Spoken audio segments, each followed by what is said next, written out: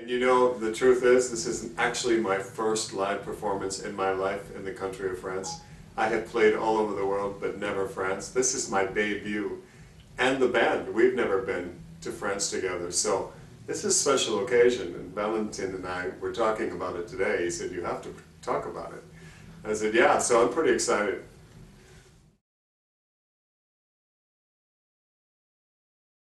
Yeah, I mean, I want to spend as much time in the French market as possible. I mean, I've played Holland, of course, and Belgium, grass pop and these things, but it's always strange. We always seem to go around France, yeah?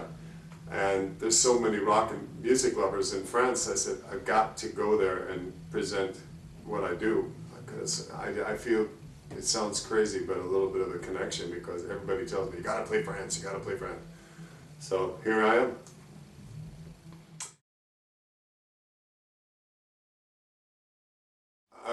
In France, yeah, December 4, December 7th in France again, and then Switzerland, of course, in between, and then blah, blah, blah. But right now we're basically recording a new record.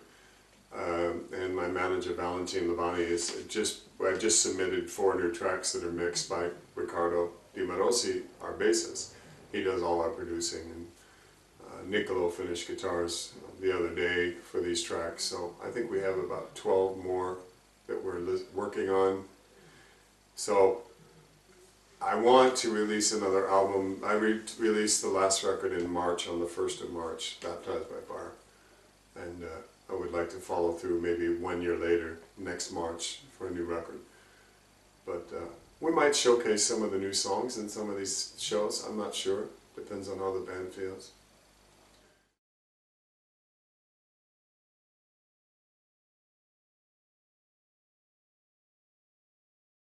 Oh yeah, I must say El Puerto Records does a fabulous job of media. They really are. I've known them for 10 years, all of them on the staff, and they're friends of mine, and we're kind of a little family, and I have nothing but positive to say about the effort that they make. They, like Baptized by Fire, I mean, we went into the German charts for 2-3 weeks with Enemy Is Me.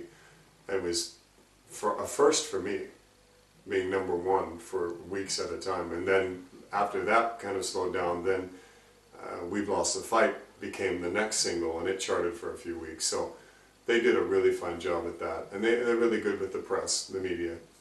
I'm on the phone all day doing interviews when I prepare for a record, so you know, nothing but good. The company's growing, El Puerto.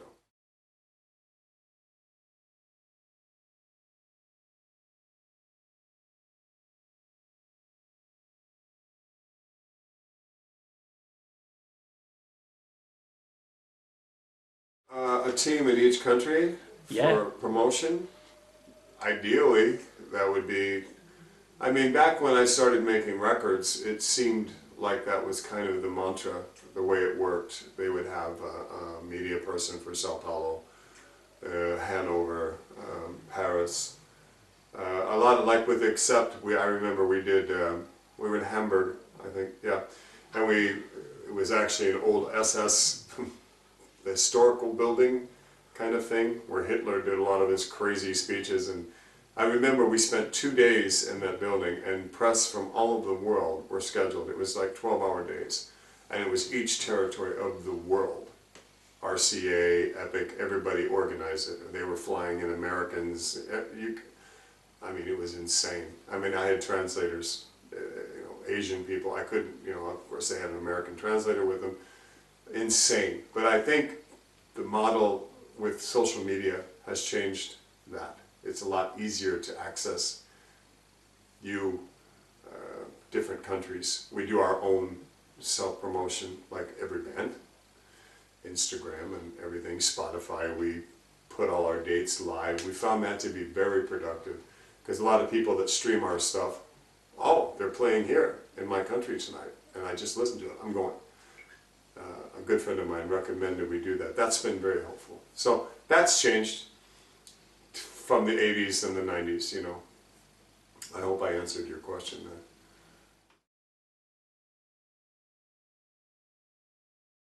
I mean, we're playing this a lot of it live in our set, along with Eat the Heat from Accept, and we do a lot of Bangalore choir songs.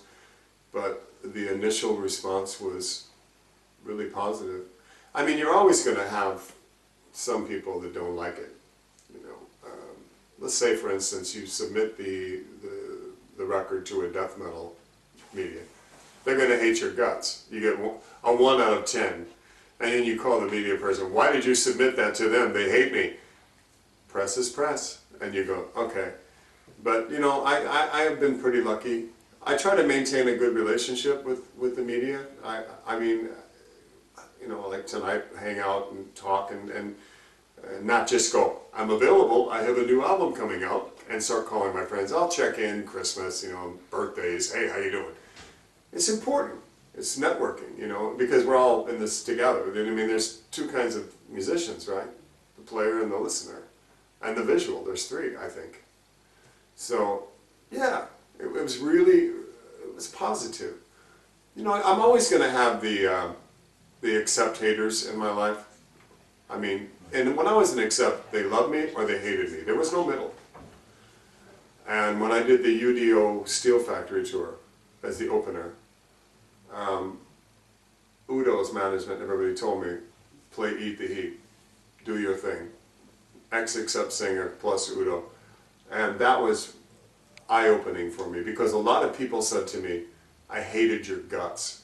I hated the decision they made, but I love this album now. Would you please sign it for me? And it's 1989 and it's in the plastic. And I said, you haven't opened it yet. Yeah, I never opened it. I listened on cassette. So then so it was really, I moved forward. It was like, let it go. Because we did show with Blaze, you know, this year, yeah, it was April in Scandinavia. He gets that torture all the time. And of course he plays Iron Maiden songs, but you're like Tony Franklin or me or those guys. You always get that, you're the guy that destroyed Accept. Guess what? I didn't hire myself. I'm proud of that record. It opened the door so I can talk to you. So that was a good feeling for me. But, you know, I've taken a lot of shit for that. But you're hired for a job, you do the job. What did I say today? I said, you're going to miss 100% of the time if you never kick the ball at the goal. If you never kick or shoot, you're going to miss 100% of the time. You know? And Ronnie Dio told me one time, we were talking about it years ago in California. We used to rehearse next door to each other. And he would come into our rehearsal and sit on a road case, you know, and he'd be like, try to sing good, that's Ronnie, you know. And he was really like a nice person, very normal. And what did he say? He said something like, in Sabbath, he got the same trouble from the fans. They wanted Ozzy. And they would hold up banners. You suck, go home, Ronnie, you don't belong, Ozzy lives. And he said, I opened the lion's mouth and I stuck my head in his mouth. And he said, every night I thought, if the lion bites down, there goes my fucking head. And look what Ronnie did. I mean, it was so cool how he said it. He goes, put your head in the lion's mouth. If he bites, there goes your fucking head. It's true. I mean, this is not music to me. What I see that's happening is it's turned in kind of a competition. And it's stupid. Write what you write, play with conviction, and be yourself. And if somebody likes you, great. You can't force them to enjoy. And not all media is going to go, oh, I love your new album, David. It's not reality. And you know, with social media, you know, everything is coming so fast. How many bands you go, God, those guys are great. And then 15 minutes later, you're talking to your dog or your cat and you forgot you heard. Yeah? So we try to write songs that have some memory, you know. It's not easy. The concentration of people is, they're glued to that little unit in their hand. And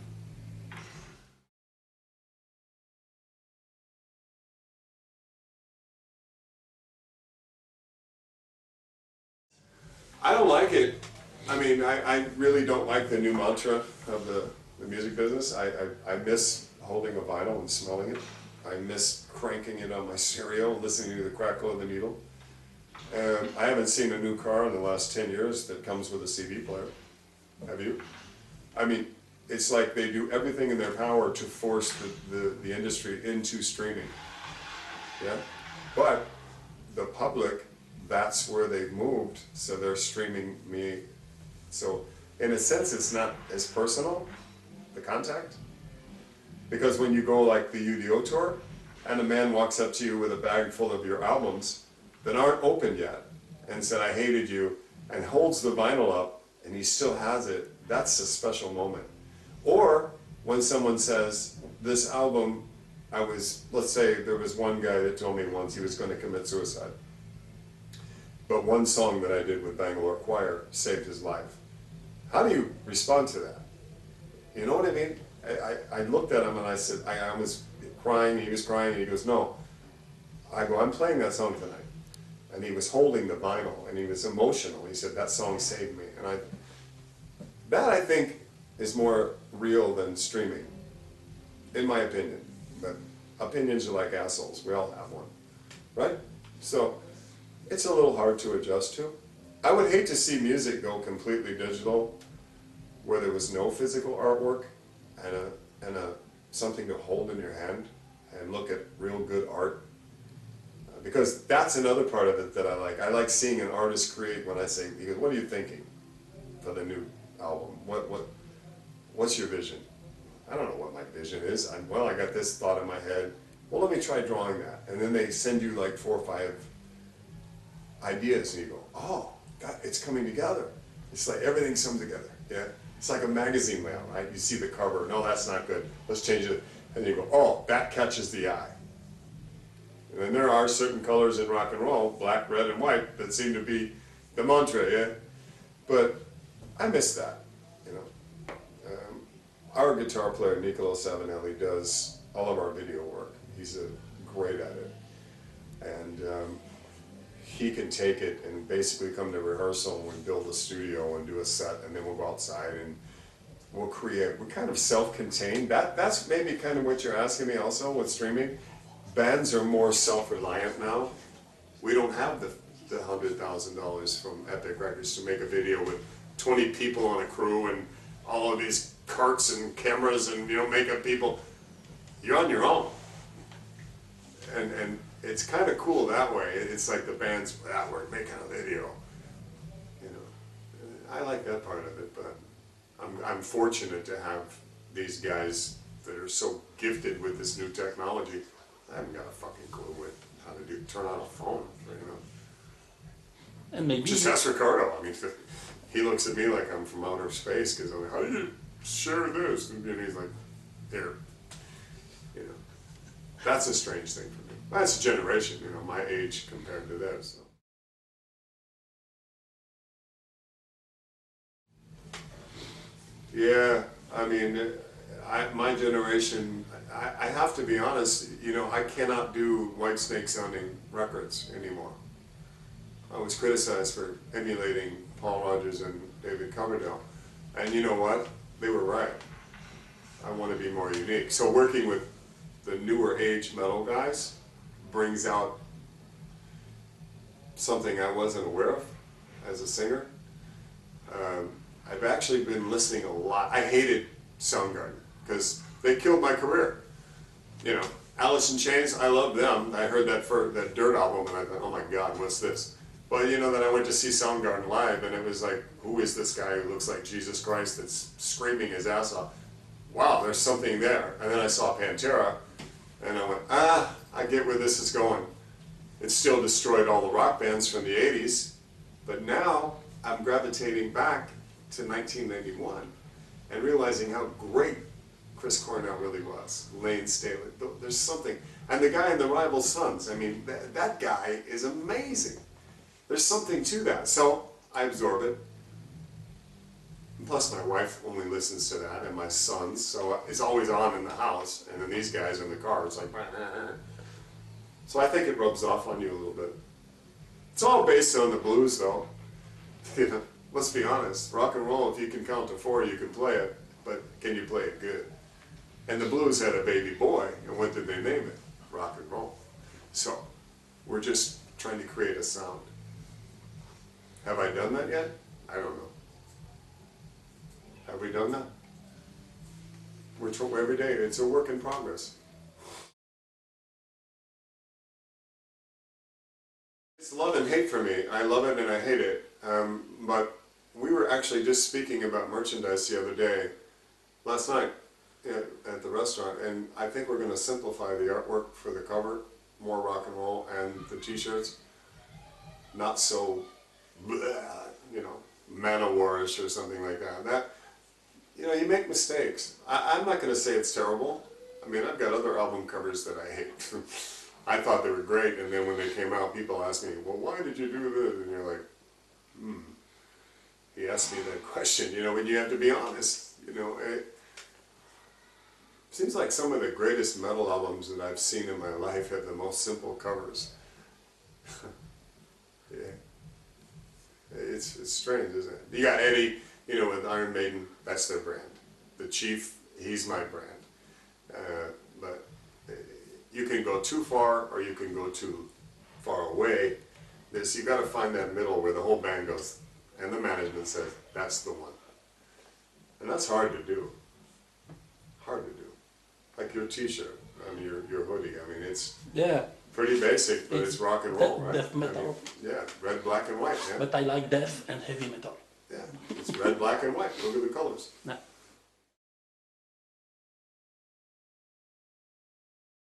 It's like, say, certain bands, it's their brand, and I can never replace Udo Dirkschneider, ever. Udo is Udo. He's a dear friend of mine, but he is the sound.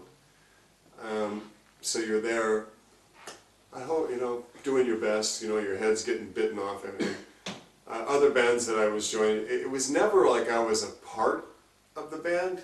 I always was like the hired guy that had a name to sell more tickets or more records.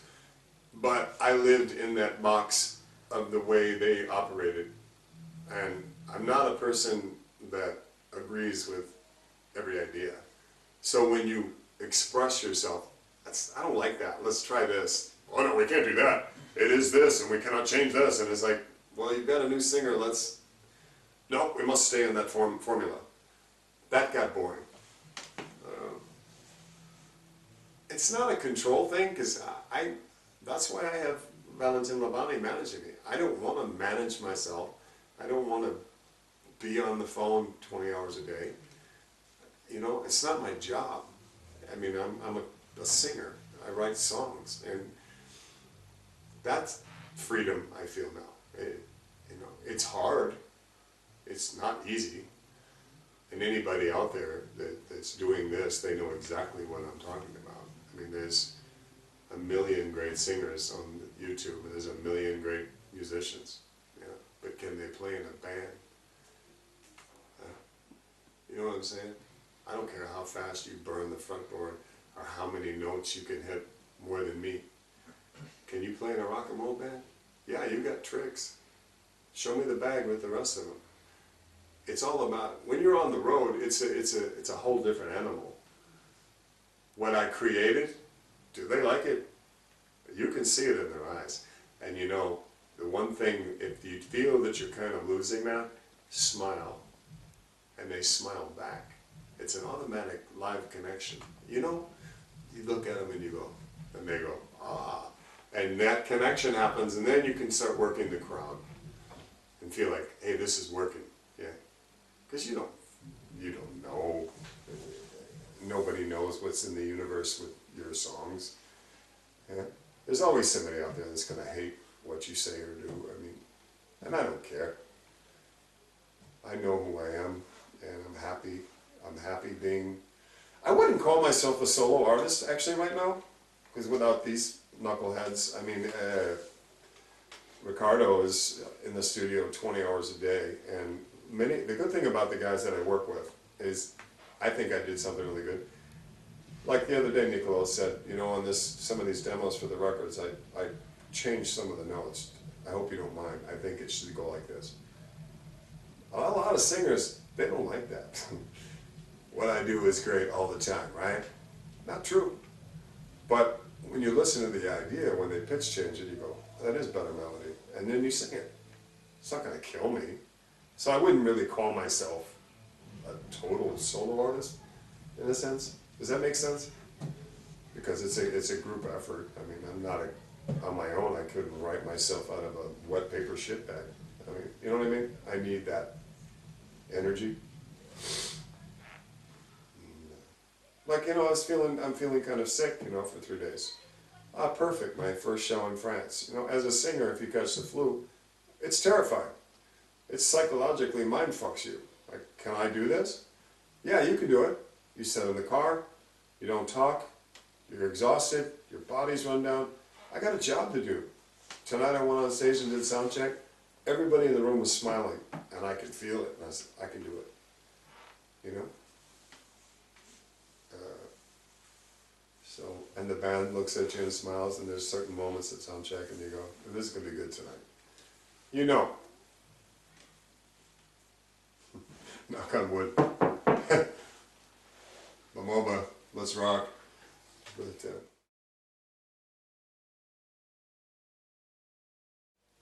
how is it to work with Italian people? I'm married to an Italian woman, so that's another job. They're very independent people. They have a love and passion for life, I've noticed. They love food. Musically, everybody in my band, no bullshit, is doing something for the group or working on their craft. I personally rehearse on my own 6 days a week, 1 hour a day, just to keep my voice in shape, because I'm getting older. And as you notice, a lot of the metal singers, they lose a few octaves as the years go by. It's a normal thing. But the guys that I work with, I'll leave rehearsal, sing 90 minutes. Ricardo will bring me home. I go, you going to bed? No, I'm going back to rehearsal. We're going to play some more. What? You know how many bands I've been in that the guys are like, oh, we're done, let's go to the bar, let's go eat. No, we didn't play that good enough. Let's play it one more time, the set. And then I go to rehearsal the next day, and it's even, you could feel it. How many bands do that? It's like, oh, we gotta rehearse. Yeah, you gotta rehearse, man. Because if you don't play together, you don't stay together on stage or everything else in this universe. I mean, so that's one thing I can say, the difference. The Germans were good about it too, except that was a life-changing experience when I was in Accept. I mean, 12 hours a day, and we had 3 separate sets, A, B, or C. And I didn't know from day to day, even live, what set we'd play. That's how tight we were. And that was a 90-minute, 2-hour show. So, when you sing 10, 12 hours every day, you can pretty much wake up on the tour bus and walk out on the stage at 9 in the morning at a festival and sing the set, and then drive 8 hours to a club gig and play that show. You get, when you're younger, you're full of, but no, this band is grounded with the reality of the music and trying to be as good as we can. I see that.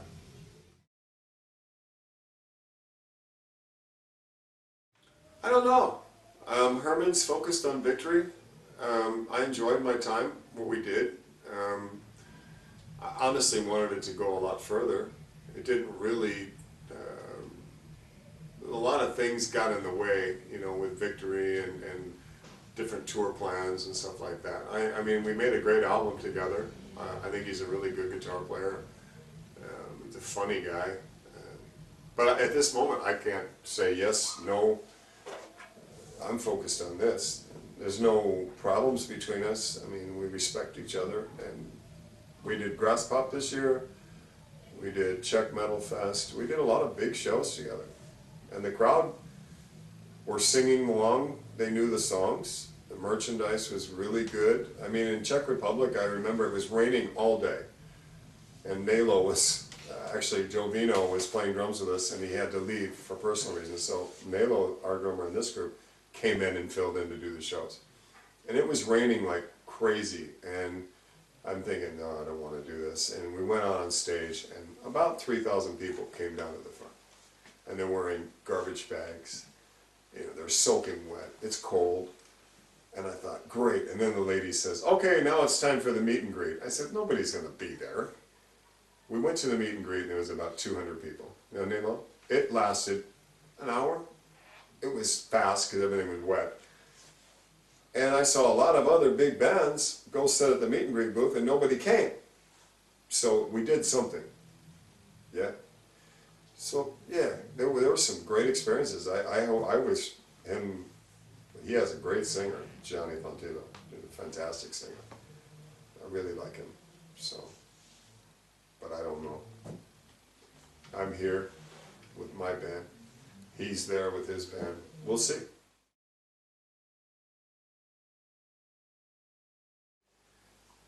There's a few. I want to continue to sing well. I take care of myself. I don't drink. I'm healthy. I want to stay healthy, of course. That's it. I think all of us. I lost the bass player from Bangalore Choir last week to cancer. It was crushing. A hilarious genius on bass passed away. A lot of them are passing away that I know. I want to maintain my health. I want to try to sing as good as I can for the people. Like I said earlier, I mean, I can't promise you that everybody's going to put their arms around my new album. You know, I hope so. With good management and a team that works strong together. Like I said too, you know, you're going to miss 100% of the time if you don't take a shot at the target. So how am I going to know if I'm not out there plugging away? I mean, it's a good life. I'm doing what I love to do. I'm blessed, and I hope to be able to do that. Who knows what happens tonight after the show? But that's maybe the chapter of my life that I'm in now. We lost Paul Di'Anno. That was tragic. You know, everybody knew he was not well, and it was sad. But look what he did in his life. That man continued in a wheelchair. That's big balls, man. He couldn't walk, and he was doing a show. So, think about that. I saw Udo one night on stage in Germany. There were stairs at the back that had no lights. And Udo had an infection in his leg. Never cancels. He's a maniac. And he was walking with a cane, and there were no lights on the stairs, and the last step was really high. So he caught his boot, and nose first on a hardwood stage. They pick him up. Are you okay? I'm fine. Let's play. And, you know, I'm on the balcony going, wow. And he sounded great. That takes balls. That's a German tank. That's what I want to be. You know, they have this constitution, you know, certain singers that you just go, yeah, that guy's fucking real. You know, Ronnie was fucking real. The last tour of his life, dying of cancer. Watch Bakken. Yeah, that's constitution, man. That's, so, if I answered your question, I hope for a few more pages in the chapter in my life. I don't know. But I think I'm building a team, as I said, you know, moving into France with the show and playing other territories. Yeah, I want this thing to go all over the universe. I mean, why not? You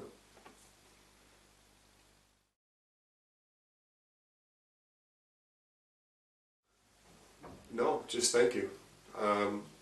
Thank you for the French people, the respect, having me here. I look forward to a strong relationship with Valentin Labani, playing a lot of gigs. I'm glad you're here to come see me sing tonight, see this great band of talented, hungry guys who kick my fucking ass every day. Let's go. No drama. We gotta play. You know?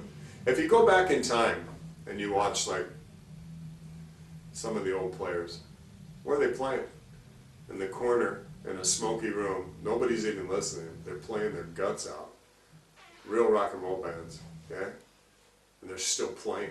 And you're going, they love it. And Junior Kimbrough and guys like that in Mississippi, the old Delta players. They're playing in somebody's living room after working in a field all day in 95-degree weather and playing their guts out. Okay? So,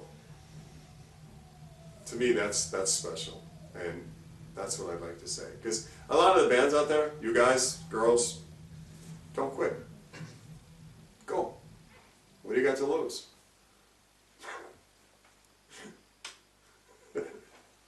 And on that, we'll end tonight's program. Thank you for joining us, and see you on the next planet. Thank you. Thank you. Was good? Oh, yes.